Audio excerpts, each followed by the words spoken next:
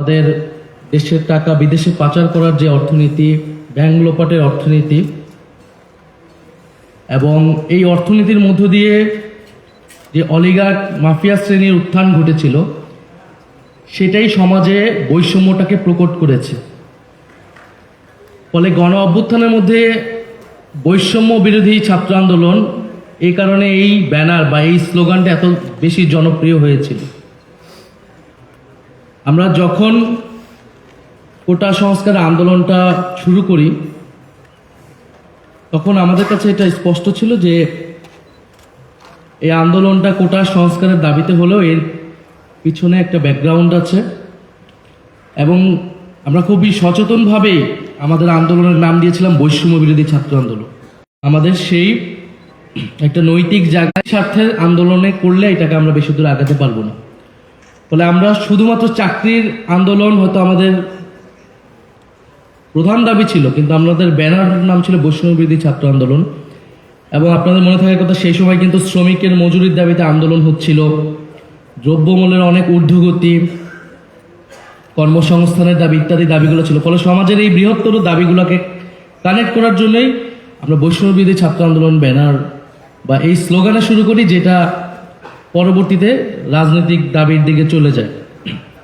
ফলে আমি যে আলোচনা ছিলাম যে ফ্যাসিবাদী সময় যে অর্থনৈতিক বন্দোবস্ত যেটা সমাজে বৈষম্য তৈরি করেছে, যেটা সমাজে অলিগার্ক মাফিয়া শ্রেণী তৈরি করেছে এবং সমাজে যে বিশেষত তরুণ সমাজ, তারা এই সবচেয়ে বেশি বৈষম্যের এই জিনিসটাকে তাদের জীবনে তারা এটার অভিজ্ঞতা লাভ করেছে। বিশ্ববিদ্যালয় থেকে শুরু করে তরুণরা যখন পড়াশোনা শেষ করে, তারা দেখে যে তাদের জন্য আসলে উপযুক্ত বা মর্যাদাপূর্ণ চাকরি নেই।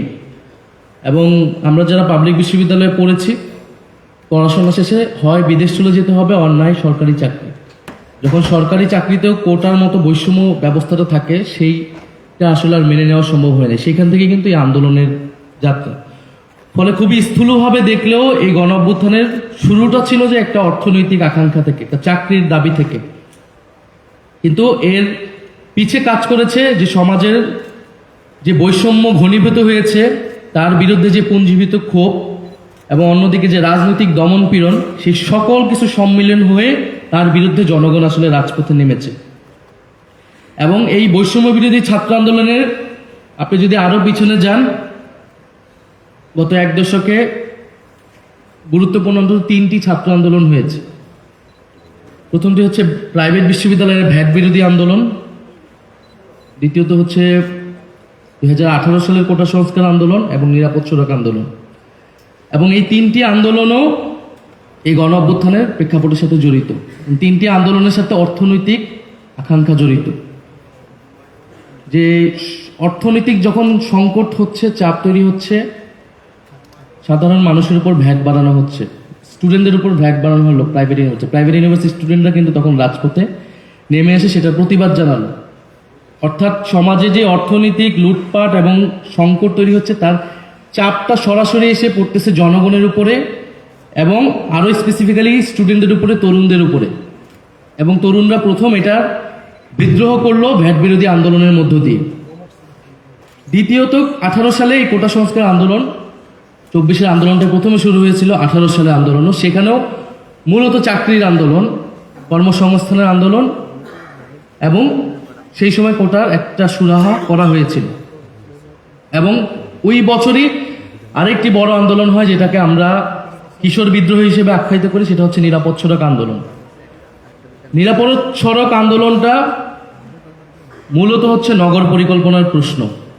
অর্থাৎ আমরা ঢাকা শহরে এবং পুরো সারা দেশে আমাদের যে মেট্রোপলিটন, আমাদের সিটিগুলোতে যে জনসংখ্যা বৃদ্ধি হচ্ছে এবং এই মানুষের জীবন জীবিকাটা কিরকম, আমাদের শহরে বায়ু দূষণ, পরিবেশ দূষণ, ট্রাফিক জ্যাম, দ্রব্যমূল্যের ঊর্ধ্বগতি এবং কর্মসংস্থানহীনতা, বাসা ভাড়া অত্যন্ত বেড়ে যাচ্ছে। এই পুরা ইকোনমিক সিস্টেমের মধ্য দিয়ে কিন্তু ঢাকা শহরের মধ্যবিত্তকে, নিম্নবিত্তকে জীবনযাপন করতে হয়।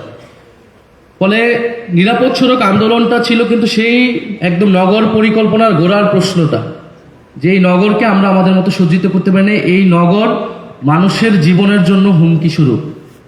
এই ধরনের শহরে মানুষ বেঁচে থাকতে পারে না, তরুণরা বেঁচে থাকতে পারে না।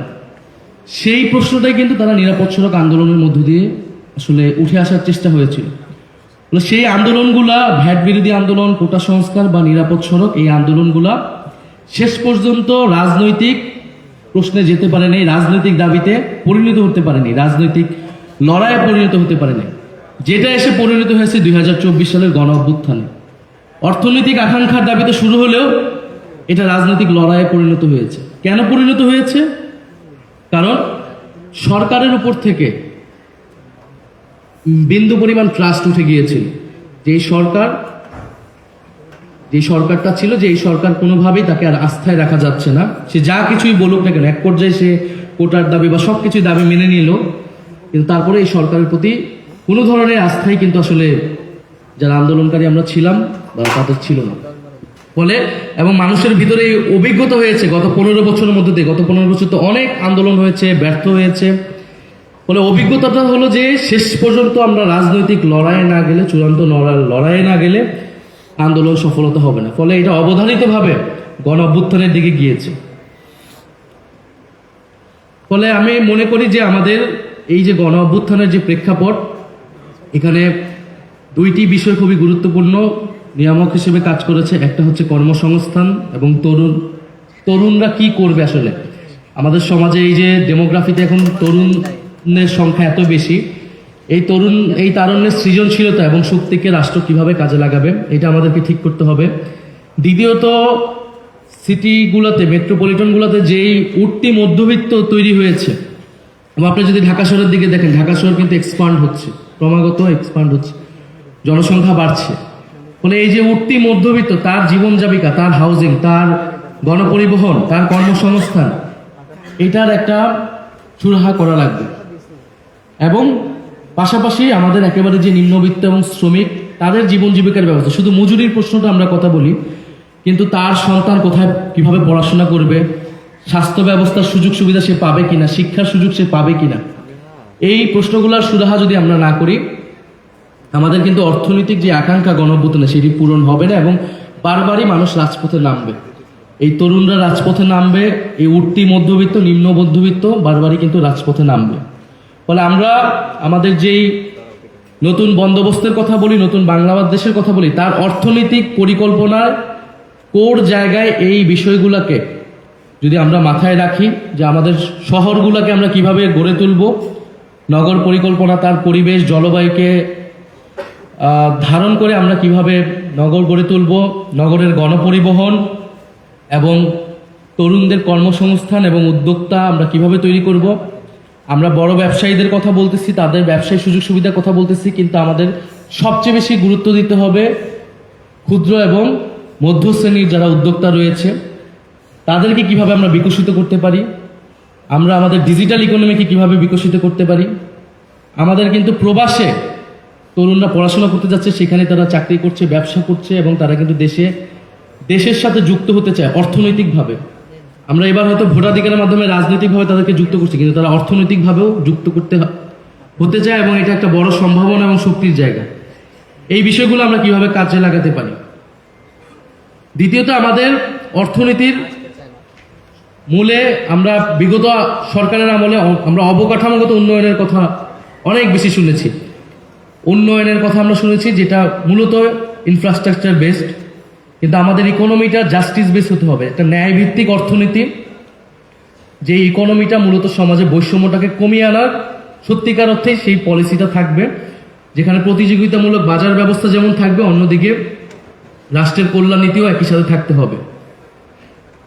এবং গণ অভ্যুত্থানের পরে আমরা এই গত 1-1.5 বছরে অর্থনৈতিক যে আকাঙ্ক্ষা বা সংস্কারের কোনো কাজ আসলে করতে পারিনি। এই সরকারের সময় আমরা যে উদ্যোগগুলো নিয়েছি সেগুলো মূলত রাজনৈতিক সংস্কারের সাথে, রাষ্ট্রের সংস্কারের সাথে। ফলে প্রধান লক্ষ্য হবে অর্থনৈতিক সংস্কার এবং এই অর্থনৈতিক দাবি দেওয়ার আন্দোলনগুলো ক্রমশ কিন্তু আসতে থাকবে। ফলে সরকার এবং সরকারের বাইরে মূল প্রশ্নগুলো কিন্তু আসবে অর্থনৈতিক।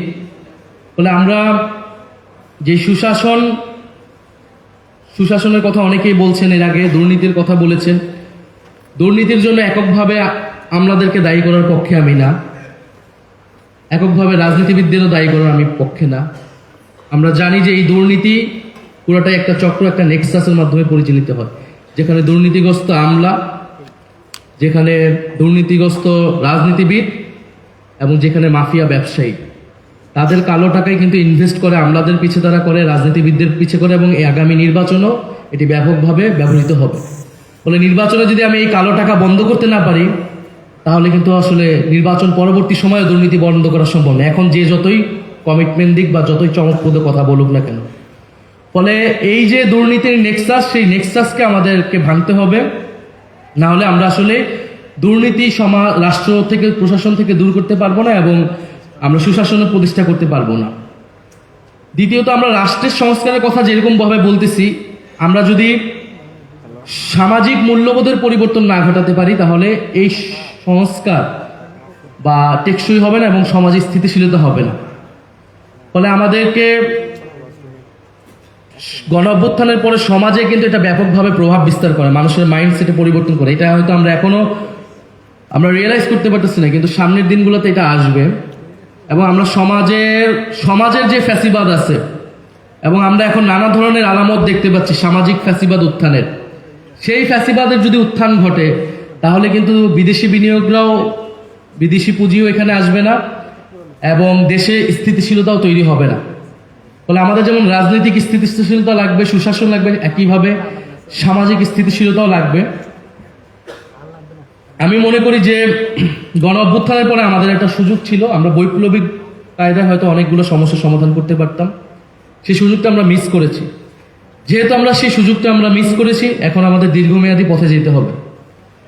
আমরা যখন চীনে গিয়েছিলাম সফরে, চীন সরকার তারা আমাদেরকে যেটা বোঝানোর চেষ্টা করেছে যে এনি রিফর্মের সাথে স্ট্যাবিলিটি লাগবে, উইদাউট স্ট্যাবিলিটি রিফর্ম কখনোই টেকসই হবে না। ফলে চীনের পলিসিটা হচ্ছে বাংলাদেশে যে জাতীয় ঐক্য, জাতীয় স্থিতিশীল মাধ্যমেই আগামী যে নির্বাচন হতে যাচ্ছে, সেই নির্বাচনের মাধ্যমে কিন্তু মানুষ এবং পুরো বিশ্ব এই সিগন্যালটা পাবে যে দেশে আসলে স্থিতিশীল হবে কিনা, দেশে একটা সুষ্ঠু নির্বাচনের মাধ্যমে ট্রানজিশনটা পিসফুল ওয়েতে হচ্ছে কিনা। ফলে আমাদের জন্য এখন সবচেয়ে বড় চ্যালেঞ্জ হবে যে নির্বাচনটা খুবই পিসফুলি এই ট্রানজিশনটা ঘটানো, এবং যদি আমরা এটা পিসফুলি করতে না পারি, ওই অস্থিতিশীলতা কিন্তু থেকে যাবে। অনেকে শিক্ষার সংস্কারের কথা সবাই বলেছেন এবং আমি এটার সাথে একমত। আমি মনে করি যে আমাদের দীর্ঘমেয়াদী পরিকল্পনা নিয়ে আগাতে হবে। আমাদের গত 16 বছর যে ক্ষয়ক্ষতি হয়েছে অর্থনৈতিক খাতে, আমরা রাতারাতি সেটা পরিবর্তন করতে পারবো না, সেটা করার চেষ্টাও করা উচিত না। এবং আমার কাছে মনে হয় সেটা 1 বছর, 1.5 বছর বা 18 মাসে কোনো ধরনের কর্মসংস্থান সৃষ্টি বা এই ধরনের পরিবর্তন সম্ভব। এটার জন্য আমাদের দীর্ঘমেয়াদী পরিকল্পনা লাগবে এবং কিন্তু সমাজে সিগন্যালটা দিতে হবে যে আমরা সেটার জন্য পজিটিভ ওয়েতে আগাচ্ছি। এবং কর্মসংস্থানের জন্য আমাকে সবচেয়ে বেশি গুরুত্ব দিতে হবে শিক্ষা সংস্কারে। শিক্ষায় দক্ষতা ভিত্তিক আমরা যদি শিক্ষা ব্যবস্থা গড়তে পারি, তাহলে তারুণ্যের যে কর্মসংস্থান, সেটার সমস্যা সমাধানগুলো সম্ভব। পাশাপাশি আমাদের জনস্বাস্থ্য, পরিবেশ এবং কৃষি, এই কৃষি খাতের আমাদের ব্যাপকভাবে মডার্নাইজেশন করতে হবে। আরেকটা জিনিস আমরা সবচেয়ে বেশি গুরুত্ব দিতে চাই, যেটা এই গণঅভ্যুত্থানের পরেও যে কমিশন হয়েছে, স্থানীয় সরকার কমিশন, কিন্তু সেটা নিয়ে আমরা আলোচনা করি নাই। ফলে বিকেন্দ্রীকরণ, আমরা জানি গণতন্ত্রের জন্য বিকেন্দ্রীকরণ প্রয়োজন এবং স্থানীয় সরকারকে শক্তিশালী করা প্রয়োজন। স্থানীয় সরকারকে শক্তিশালী করার এই আলাপগুলো উঠেছে, কিন্তু আমরা হয়তো সেটাকে রাজনৈতিকভাবে গুরুত্বপূর্ণ করে তুলতে পারিনি। ফলে আমাদের সামনের দিকে লক্ষ্য থাকবে এই স্থানীয় সরকারকে শক্তিশালী করার এবং এই যে কমিশনের যেই সংস্কার প্রস্তাবনাগুলো রয়েছে, সেগুলোকে যাতে আমরা সামনে রাজনৈতিকভাবে গুরুত্বপূর্ণ করে তুলতে পারি। সর্বোপরি আমরা বলবো যে আমাদের যেমন বিদেশি বিনিয়োগ এবং পুঁজিকে আমাদেরকে আকৃষ্ট করতে হবে, একই সাথে কিন্তু আমাদের দেশীয় পুঁজি তৈরি করতে হবে, আমাদের দেশীয় ব্যবসায়ী শ্রেণী তৈরি করতে হবে, জাতীয় অর্থনীতি করে তুলতে হবে। এবং আমরা বিনিয়োগ বা পুঁজি আনার ক্ষেত্রে আমাদের সার্বভৌমত্বের প্রশ্নটা সবসময় গুরুত্বপূর্ণ। আমরা যেই দেশ থেকে পুঁজি আনবো বা যেই দেশকে আমরা অর্থনীতিতে বেশি সুযোগ করে দিব, তারা রাজনৈতিকভাবে কিন্তু প্রভাব বিস্তারের চেষ্টা করবে। এবং বিগত সময়ে আমরা দেখেছি যে আমাদের পার্শ্ববর্তী দেশ, তারা নানা ধরনের অর্থনৈতিক সুবিধা পেয়েছে এবং রাজনৈতিক প্রভাব খাটাতে পেরেছে। ফলে সেই সার্বভৌমত্বের প্রশ্নকে সামনে রেখে আমাদেরকে দেশীয় অর্থনীতি তৈরি করতে হবে, কিন্তু আমাদের দেশীয় ব্যবসায়ী যারা তাদেরকে সেই সৎ এবং দেশপ্রেমের চেতনাটা আমরা যারা রাজনীতি করি, যারা তরুণ প্রজন্মের আছে, তারা তাদের কাছ থেকে প্রত্যাশা করি যে আমাদের দেশের ব্যবসায়িকরা যাতে টাকা পাচার না করে, তারা যাতে লুটেরা ব্যবসায়ী শ্রেণী হিসেবে সমাজে পরিচিত না হয়, বরং তাদের মধ্যে সেই দেশপ্রেম, সেই অঙ্গীকারটা আমরা দেখতে চাই। ফলে এটা রাজনীতিবিদদের ভিতরে যেমন এই পরিবর্তন আসতে হবে, ব্যবসায়ীদের মধ্যে আসতে হবে, আমলাতন্ত্রে আসতে হবে। সামগ্রিকভাবে যদি আমাদের সমাজে সেই পরিবর্তন আসে, আমরা এবং সবাই সেই ঐক্যটা রাখতে পারি এই লক্ষ্যে, তাহলে আমি মনে করি যে আমরা আমাদের কাঙ্ক্ষিত পরিবর্তন সম্ভব। আমাদেরকে দেশের জাতীয় অর্থনীতি পরিবর্তনের জন্য আমরা মনে করি যে আমাদের বড় সম্ভাবনার জায়গা হচ্ছে দক্ষিণাঞ্চল এবং বঙ্গোপসাগর কেন্দ্রিক। আমরা যদি আমাদের ইকোনমিক উদ্যোগ নেওয়া হচ্ছে এবং পরবর্তীতে এটা আমাদের অনেক অর্থনৈতিক সম্ভাবনা তৈরি করবে এবং আমাদের যদি আমরা দক্ষিণাঞ্চলে অর্থনৈতিক সম্ভাবনা তৈরি করতে চাই, ফলে আমাদেরকে নেভাল পাওয়ারকে আমাদেরকে বাড়াতে হবে, এটার কোনো বিকল্প নাই। আমি যদি সামারি করি যে গণ অভ্যুত্থানের আকাঙ্ক্ষার অন্যতম স্লোগান ছিল বৈষম্য বিরোধী ছাত্র আন্দোলন বা বৈষম্য বিরোধী আন্দোলন। ফলে বৈষম্যের দূরীকরণে আমাদের যদি অর্থনৈতিক সিস্টেমকে আমরা সেইভাবে সংস্কার করতে পারি, তাহলে আমাদের গণ অভ্যুত্থানের আকাঙ্ক্ষা পূরণ হবে। এবং যদি আমরা এই আকাঙ্ক্ষা পূরণ না করেই আমরা যদি সেটাকে কোনো রকমে ধামাচাপা দেওয়ার চেষ্টা করি, সেই অভ্যুত্থানের শক্তি কিন্তু বারবারই রাজপথে নামবে। আমরা যদি আবারও দেখি যে আগামী আমলে নানা ধরনের দরবেশ তৈরি হচ্ছে, নানা ধরনের মাফিয়া শ্রেণী তৈরি হচ্ছে, তাহলে কিন্তু আমাদের অর্থনীতির কোনো পরিবর্তন হবে না। এবং বিগত আমলের যারা মাফিয়া রয়েছে তাদেরকে কিন্তু আমরা বিচারের আওতায় এখন আনতে পারিনি। ফলে আমাদের জায়গা থেকে অবশ্যই এই অর্থনৈতিক বিচারের দাবিটা কিন্তু সামনে প্রমিনেন্ট আমরা করব। শুধুমাত্র এসালম, শুধুমাত্র সালমান এফ রহমান এরকম দু একজনকে ধরে আইওয়াশ দেওয়ার চেষ্টা আসলে করে লাভ নাই। এই সরকার করতে পারে নাই, কারণ এই সরকারের সেই রাজনৈতিক ব্যাকআপ ছিল না। কিন্তু পরবর্তী আমলে আমরা সরকারের অংশ হই, সরকারের বাইরে থাকি, পার্লামেন্টে থাকি, পার্লামেন্টের বাইরে থাকি, আমরা কিন্তু এই যে পাচারকৃত অর্থ, এই পাচারকৃত অর্থ ফেরত আনার যে আন্দোলন, সেই দাবি আমরা জোরালোভাবে রাখব। এটা দেশের টাকা, এই টাকা অবশ্যই দেশে ফেরত আনতে হবে। এবং এর জন্য যারা দায়ী, যারা বিগত ফ্যাসিস্ট আমলের সুযোগ সুবিধা নিয়ে দেশের মানুষকে শোষণ করেছে, জাতীয় স্বার্থ বিরোধী কাজ করেছে, সেই লুটেরা মাফিয়া শ্রেণীর বিচার আমরা করব। সেই বিচারের দাবিতে আমাদের আন্দোলন থাকবে। পুরনো অলিগার্ক শ্রেণী যদি আমরা পরিবর্তন না করতে পারি, নতুন যেই সামাজিক এবং অর্থনৈতিক শ্রেণী তৈরি হচ্ছে সমাজে, তাকে যদি আমরা সুযোগ করে দিতে পারি, তাহলে এই সমাজ অগ্রসর হবে না, আমাদের রাজনীতি অগ্রসর হবে না। ফলে আমরা জাতীয় নাগরিক পার্টির পক্ষ থেকে আমরা যে 24 দফা দিয়েছি, সেই 24 দফাতেও আমরা এই বিষয়গুলো, শিক্ষা, স্বাস্থ্য, পরিবেশ এবং আমাদের ব্যাংকিং খাত, সেটা নিয়ে আমরা বলার চেষ্টা করেছি। আমাদের নির্বাচনী ইস্তেহারও এই বিষয়গুলো প্রাধান্য পাবে। আমরা হয়তো এখন সামগ্রিক বিষয়ে বলবো না, কিন্তু আমরা যেই বিষয়গুলোকে গুরুত্ব দিব সেটা হচ্ছে তারুণ্য, তাদের কর্মসংস্থান, তাদের সৃজনশীলতাকে কাজে লাগানো, আমাদের নগরগুলোকে আমরা যাতে সজ্জিত করতে পারি, এবং যে পুরনো মাফিয়া শ্রেণী তাদের বিচার এবং পাচারকৃত অর্থ দেশে ফেরত আনা, এই বিষয়গুলোকে আমরা সামনে রেখে আমাদের আন্দোলন গড়ে তুলব। আমরা যদি সরকারের অংশ হই, সরকারের ভিতর থেকে আমরা সেটা চেষ্টা করব যাতে আমাদের এই দাবিগুলো আমরা আদায় করতে পারি। তো বণিক বার্তাকে ধন্যবাদ আজকের এই অনুষ্ঠান আয়োজন করার জন্য।